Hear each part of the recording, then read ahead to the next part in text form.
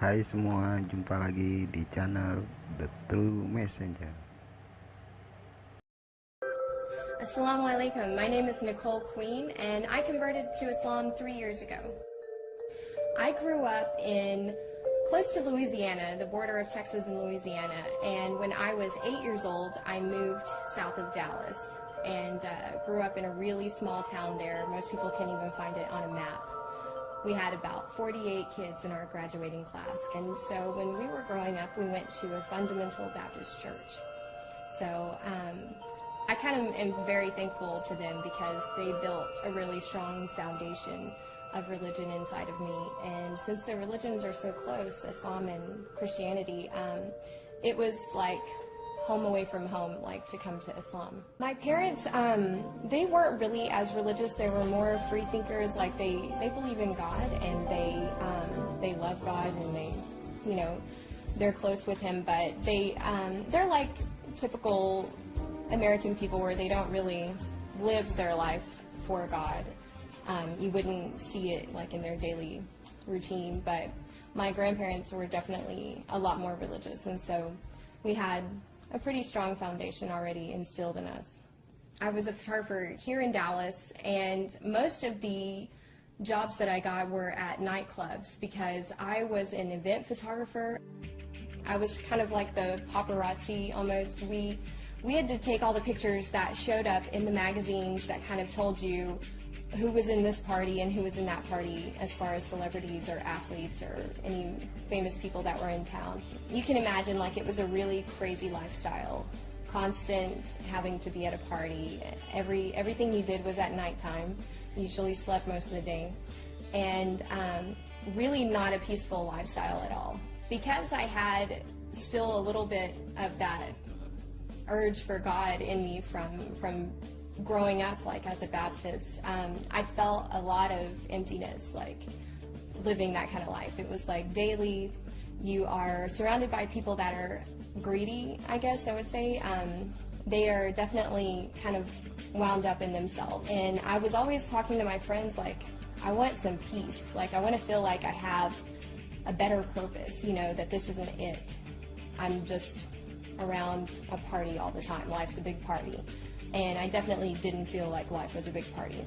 So they would always tell me, you have an awesome life. People want to be like you.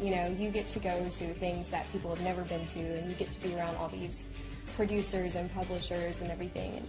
But when you're around that all the time, it's kind of scary. You look at people and you think, nobody cares about anything. Nobody cares about anything important. They don't even really know what's going on outside of their little bubble that they live in. I used to kind of try to read my Bible. I would try to do a little soul searching and figure out like what is it that I'm looking for. And I would have nightmares at night, just where I'm just searching for something and it's like I can't find it and I'm always running towards something. I knew people that were Muslim, they didn't really practice Islam, so I was around it. I was exposed to it a little bit, I had friends that didn't drink. I knew people that were just a little different, and you would ask them, like, how come you don't want to go here or there? And they would say, oh, I don't hang out at those kind of places. I'm Muslim. And one night after a photo shoot, I was going to meet up with my friends, and I also met who's now my husband, Hassan, and he was kind of going through the same soul searching too. When I met Nicole, we met in an outside like lounge, and I was practicing Islam, but not completely the way I should be practicing Islam. And Nicole, when I met her also, she was looking for peace in her life. So by the time when we met, we were able to relate to many things together toward better ourselves, to be a better person.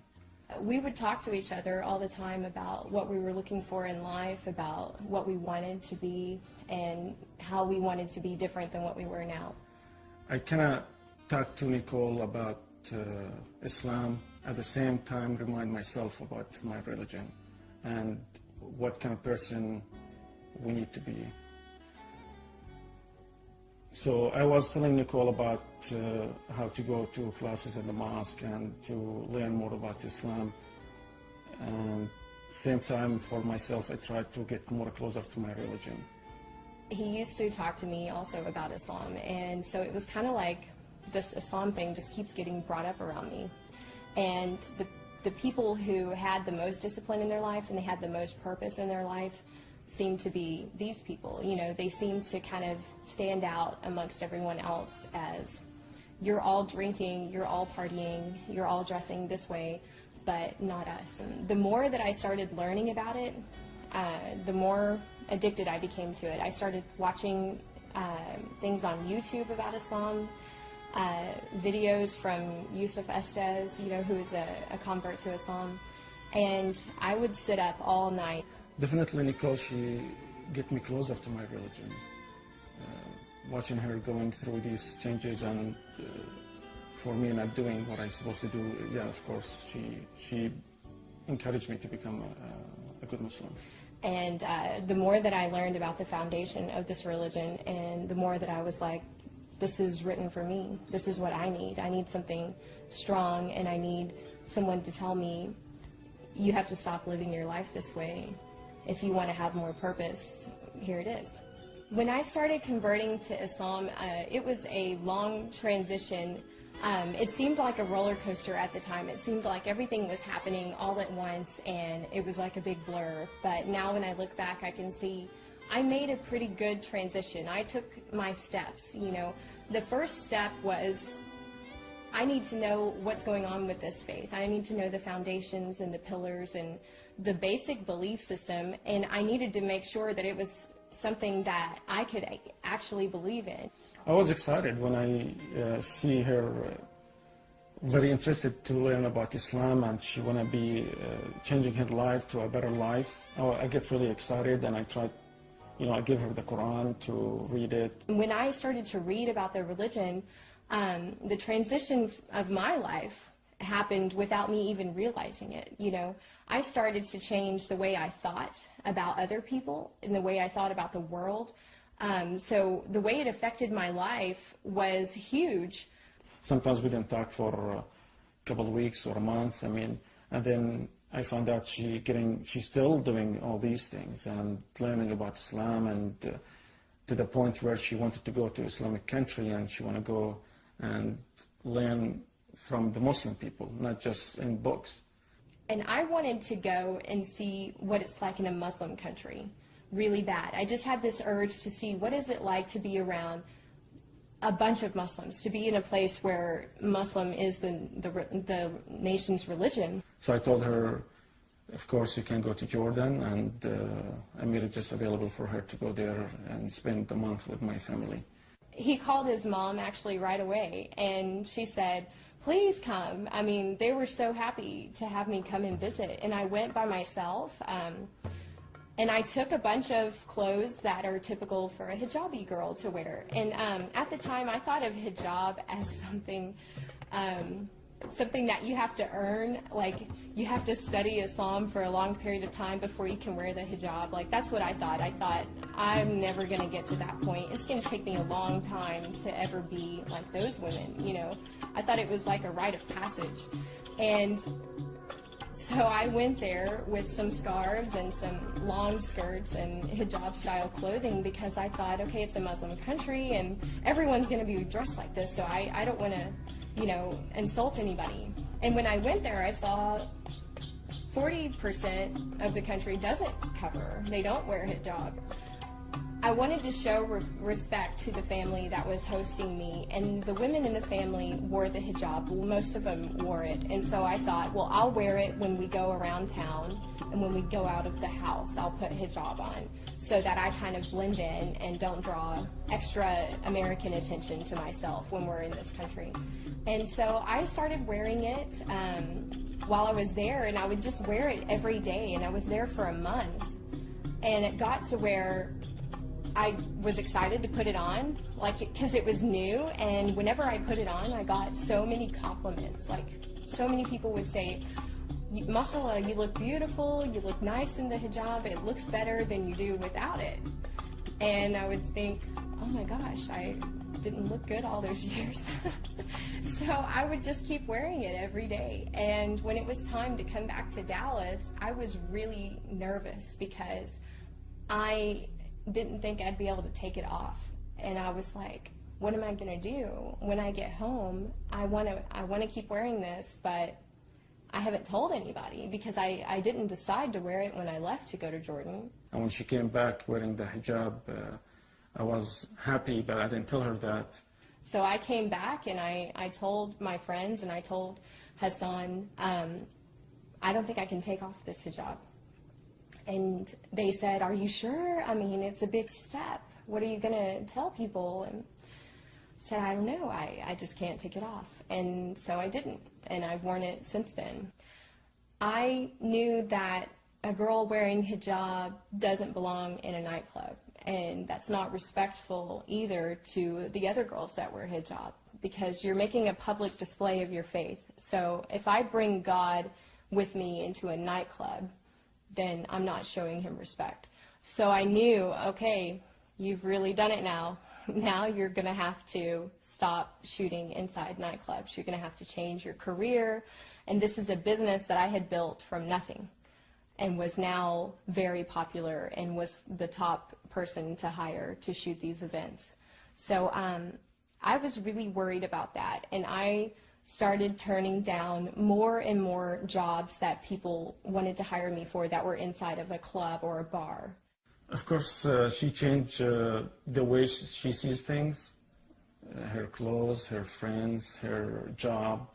I went back to what I loved, and I said, I'm going to do what I was born to do, and I'm a photographer. I've been a photographer since school. I mean, this is what I've always done, and this is what I did when I was a kid. So I made a new portfolio. I just started from the ground up. I had done it before, so I was like, I can do this again. And I made a clean portfolio, and none of the images that I would do ever again were going to be women scantily clad, you know, and pictures of people drinking and partying and things like that. And so I made a new portfolio of happy things like weddings and charity events and political events. So I was still shooting what you would consider celebrities, but in their respective times, in the daytime, not at night when they're kind of letting the claws come out. So I changed my business and it grew from there. And now with my hijab on and my new way of shooting and my new kind of outlook on photography now, I am busier than I ever was when I was just flaunting myself.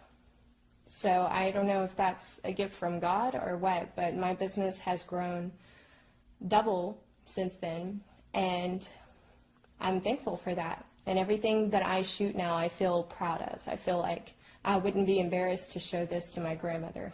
When I started to get closer with God and I started to have more respect for myself, covering up was like God is saying, since you have left this life that most people want to come to me, I'm going to give you back your virtue.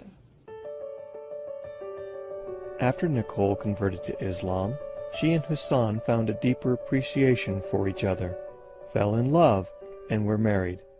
But Nicole was faced with more new challenges that converting to Islam often brings, including an awkward period with her parents and family. When we were getting married, they didn't know how to feel. They didn't know, like, is she doing this because of that man? You know, they didn't really know my husband that well. And they were questioning everything. Like, did she do this for this guy? They kind of took it really hard, and it was a struggle for them. But so when we got married, I think that was really hard for them, and they felt like, we can't support this, you know, we don't want to be there, and we don't want to support this. And I think that now they probably, maybe they wish that they wouldn't have been that way, because now they love my husband. They think he's great. You know, he loves to do everything that they want to do. I used to think that one day she's going to say, I'm not going to be Muslim anymore. This is too complicated for me. I used to think that more in the beginning of our relationship, like right after we get married, but now I feel more comfortable about it. I feel she has a strong belief about her religion, and she's not gonna just drop the ball and walk away. So this is too complicated for me. I feel like we are definitely a team when it comes to keeping each other with our religion. We have to keep each other on the right path, and I think that that's kind of one of the big purposes of a Muslim married couple, is that you keep each other on this direction whenever we're facing different challenges, because you are going to face challenges living in America and then trying to live as a Muslim. So we help each other kind of resist the temptations that we face. We remind each other of what we're trying to do and what we want for our children one day, inshallah. And I can look at him and tell at a moment when he is having a struggle, even if he doesn't say it, and he can do the same for me. And so it's just that ability to know and love each other that much that you want to see the other person as a successful Muslim. You want him to love Islam as much as you do, and you look at him and think like, I want to feel as passionate as he does, so we look at each other and push ourselves in the right direction.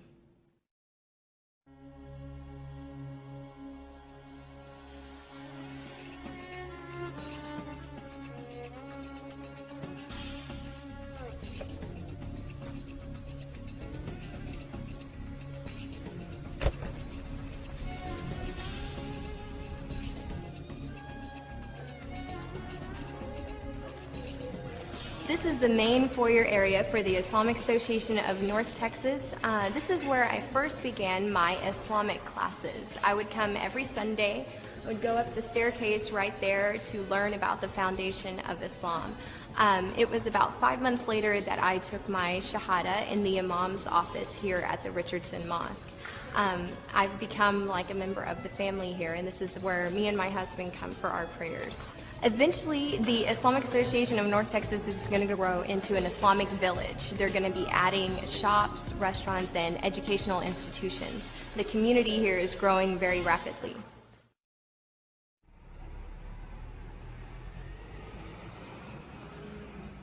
Daily, we probably don't live the typical life of a Muslim couple. We're usually not home together having a big meal every night and things like that. We usually have something that we have to work on. I would say it's a little different than the typical Muslim family who's home together a lot and who kind of has it's a little easier lifestyle that they have compared to ours. Everything that we do, we make a decision like, is this what God would want us to do? Is this where He'd want us to be? I love barbecue, so we buy halal chicken and we have barbecue out on the patio and we invite friends over. We take the right choices by who our friends are. We take the right choices about where we're going to buy our barbecue chicken at, but we still do it. I mean, it's a way of life, but it doesn't mean you don't have one. Have some iced tea? This looks really good. Hi there. Hey, Welcome to our ranch. thank you so much. Thank you for having us. Looks like you're ready to ride. Yeah, we're ready to go. Well, let's go find the horses. All Run right. the barn.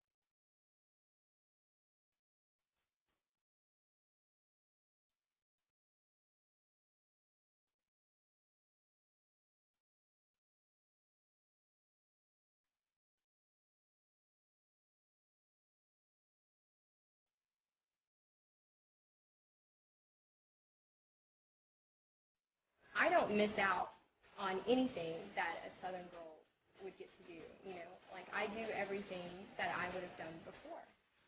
I just find a way to do it, and so I can still be Muslim and I can still go horseback riding with my husband out at a ranch. You know, we do that frequently.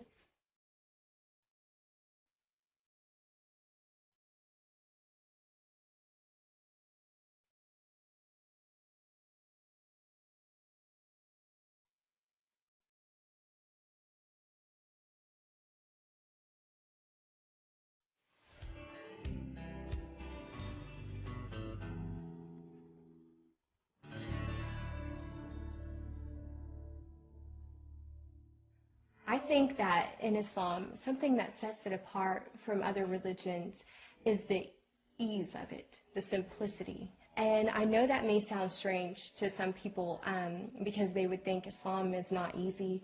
Look at how difficult your life is, you know, with this religion and how challenging it is. But the simplicity that I'm speaking of is when you need to make a decision, and when you're going somewhere, and when you're buying clothing to wear, and when you walk out the door, Islam helps you to make the decision to respect yourself. I think that Islam takes you and your personality and it washes it off.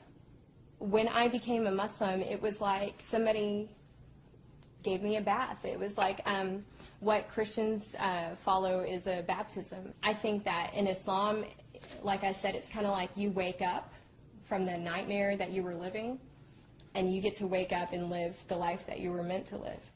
So besides the photography, I tried to give back a little bit to the community and to the people about converting to Islam and about being an American Muslim. So what I thought of was all of the different challenges that I had faced when I was converting, and wanted to create a website that would help people who were also going through those same difficulties. So one of the biggest challenges that I faced when I was converting was finding my identity. As an American Muslim, you don't really feel a lot like an American anymore. You feel like you don't quite fit in with your friends and family the way that you used to. When you're also on the other side as a Muslim, you're still not the same as they are, not the same as a person from a Muslim country, and you may not look or act the same way that they do. So you kind of feel like, where do I belong? So I made another site, and it's a blog page that helps define a little more of the Muslim American identity. So I have articles and stories and videos on there just describing who we are as American Muslims, because my goal with that site is to give us a more positive representation and to make it to where the first thing that someone thinks of when they think of a Muslim is going to be completely different than what they think now. I find that here in America, I know that people think it must be hard to be a Muslim that's an American living in America. And I did find out what it's like to be treated different, to be looked at by your own people as somebody that's foreign. And I am very proud to be American. I'm all about being an American and being a Muslim. This is a faith. It's a religion. It's not a race. It's not, you know, what color of skin I am. It's not anything like that. It's just a faith that I follow. It's a lifestyle that I live. So I kind of feel bad for people when all that they know is completely wrong from what we stand for.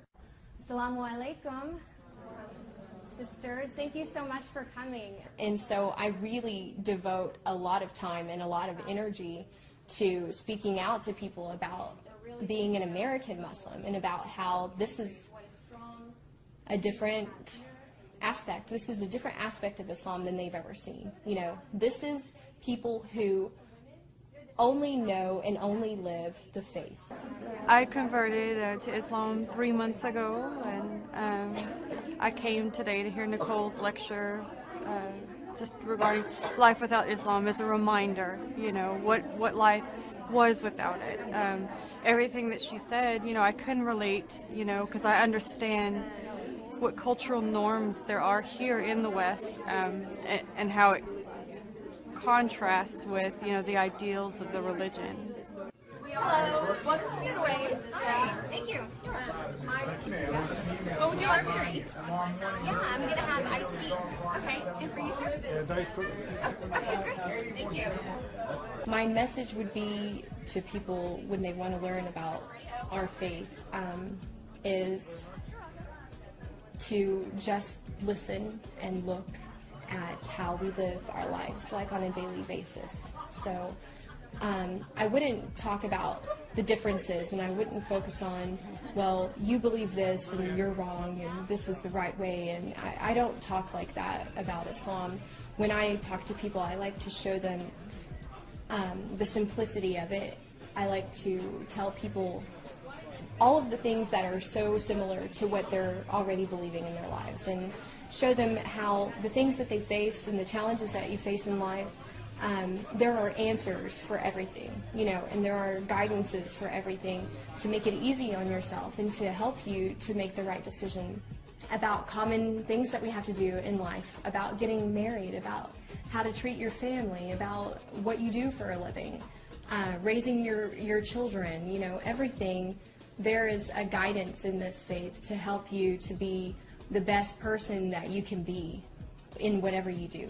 If it's your career, if it's how you are with your friends, if it's the things that you do for fun, the way that you socialize, everything about your life, this faith has an answer for it and able to give you the chance to be the best that you can and to do the best with your life and to make the most of it and to live for a greater purpose.